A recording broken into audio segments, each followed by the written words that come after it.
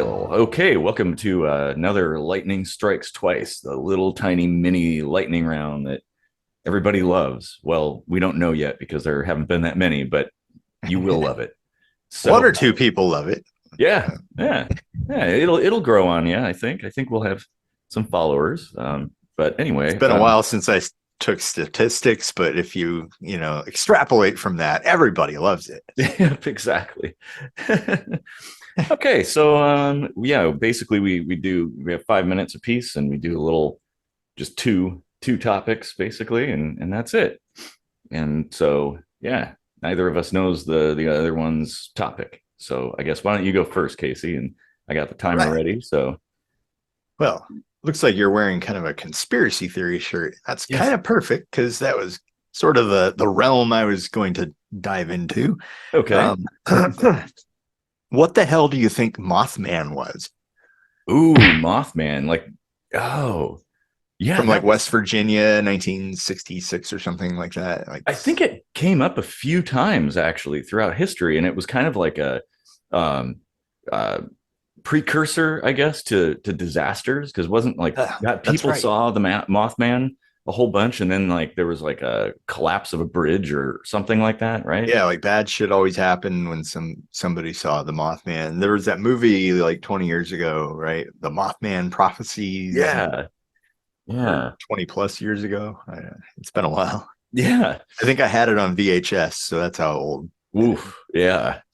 That I think Uh, that was a pretty good one if I remember correctly. yeah.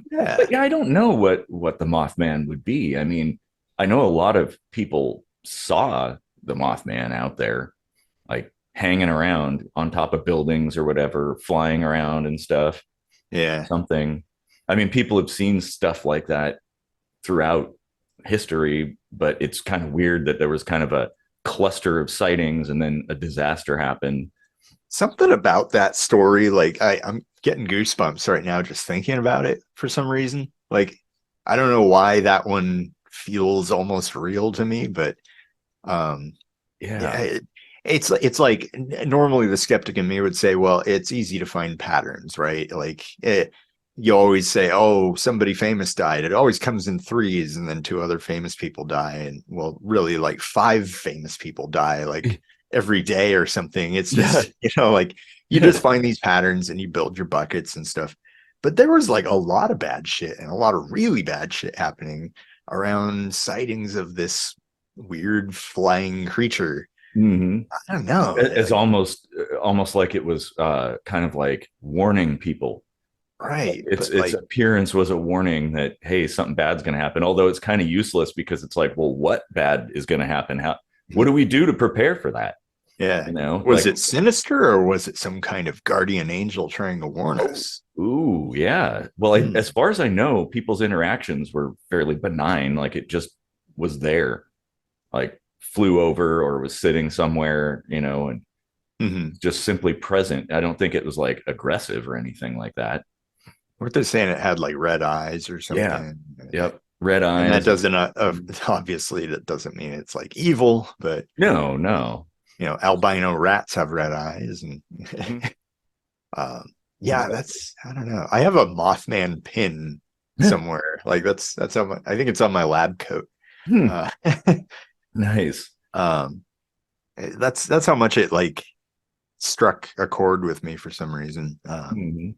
Because Well, I'm that's the one thing where it's not like everywhere, right? There isn't like a Mothman in Nepal, or like it was yeah, just West Virginia, this one town, right? exactly. Well, I think it happened in a couple other places at other Oh, did it? times too, but it was still in the U.S. I don't think it Uh, was anywhere else huh. because I feel like it was more than just one time, but I don't think the catastrophe that it was linked to was as big as that one incident you're talking about. Mm-hmm. It's I mean, yeah. interesting, you know? Like, obviously, it's not an angel, but like, what the hell could be mistaken for something like that? I know. Well, yeah, cryptids, man. There's some really weird stuff out there that, like, I mean, a lot of people kind of dismiss a lot of these things, but it's like, well, we're discovering new things every day, and it's very possible for stuff to remain kind of under the radar, Hmm. especially if there's very few of them. Like Bigfoot, for instance. Like, I'm pretty like on the scale, I think Bigfoot is likely to exist in some form, simply because there's so few of them, right? It's like, okay, if there were Bigfoots like all over the place, you know, like millions of them, well, obviously we'd see them. But But at if they're some highly point intelligent, they've got to die, right? Like where the hell are their bones going? well, maybe they have some kind of burial ritual, you know? It's Yeah. possible that they don't, it's not like regular animals that just get abandoned. Like maybe they do actually bury their dead or something, or do something with them, Huh. and that's why we're What if, not finding this stuff. what if they're just another tribe of Native Americans that like slipped under the radar because they were like so hairy and Yeah. like they're like hairy ninjas. Hmm. Like Well, you maybe could be onto Mothman is something. just a flying hairy ninja. Yeah. Well, it could be a an outfit, perhaps. That's Mm. entirely possible. Uh, Mm-hmm. there's just no reason why that couldn't be the case. Huh. So maybe that was all that happened, right? I mean, Bigfoot was always fake, but it was like real tribes. yeah, yeah, exactly. That would Huh. be funny. Oops, I just started the timer again. I Oh reset shit! it. Quick, It's keep okay. No, going. I reset it. We're good. We're good. Yeah, that was a good one. Man, that was really good. Interesting too. That could be its own episode. Or at least like cryptids would be a good one because there's so Yeah, many of them. you remember way back in season one, there was that other podcast that interviewed us, Oh yeah, Cosmic and we Closet, talked about right? Cosmic Closet. That's right. I think they've recently reappeared Oh, after a long hiatus. nice. So, little shout out to our friends from Our yesteryear. sister station. Sister yeah. Unofficially. Yeah, yeah, exactly. Well, to us they are, I guess, but you know. Yeah. Um But they were bros. yeah, yeah, They're exactly. sister bros. Yeah. Bros bro All right. Well, broses. why don't we go on to mine then, I guess. Yep. Yep. And I don't really know what kind of category mine would fall into, but it's something that's been on the news lately. And I just it popped into my head as being kind of a interesting thing. So, what do you think about this trend of sports mascots being changed from to be non-human mascots? And the rationale that I've heard is that they want to make like it more inclusive and welcoming somehow. So, what do you think about that? Yeah. I don't know about more inclusive. I think a lot of it was just trying to avoid being I don't know, racist, I guess, because there was like the Atlanta Braves or whatever, and they had the tomahawk chant or whatever, and Mm-hmm. a lot of that is like it's just fun stuff. Obviously, nobody is doing it with like this malicious intent of True. like, oh, haha, this is really fun to me because it's like mean to someone else. No, it's Yeah, not. yeah. I It's don't not like think that it was never ever. was like that. I No, I think really doubt. sports mascots are always kind of caricatures of something, you know, Yeah, with the and intent of being kind of silly or maybe representative of something cool, right? Like, you know, I yeah, mean, for instance, like the Braves, right? That was cool. It's like, hey, you yeah, know, it's a warrior, a tribal warrior. You know, he got the hammer and stuff, and yeah. you know that kind of And thing. caricatures are technically poking fun, but it's meant in like a loving, humorous way, right? Yeah, Like if you say that a caricature of a certain aspect of culture is off limits, why is any other reason to do a caricature not off limits? that's a good Like point.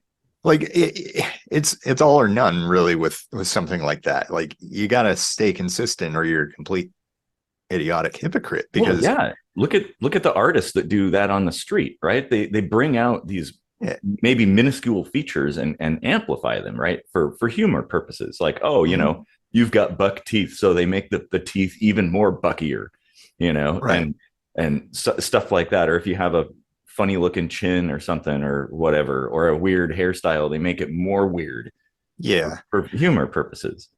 I mean, all in all, it doesn't matter. It doesn't change a thing when they pick a new mascot. Like that doesn't bother me one way or the other.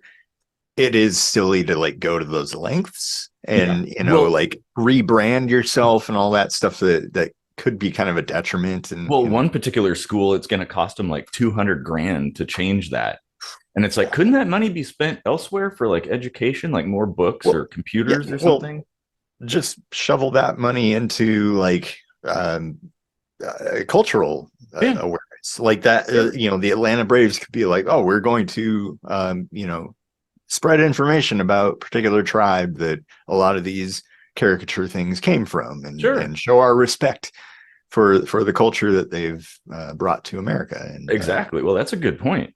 And yeah, I mean, the other thing too is like it kind of destroys the legacy of like say a school, right? Like mhm, all the mhm. students that came before who were like, "Oh, this was my school mascot forever."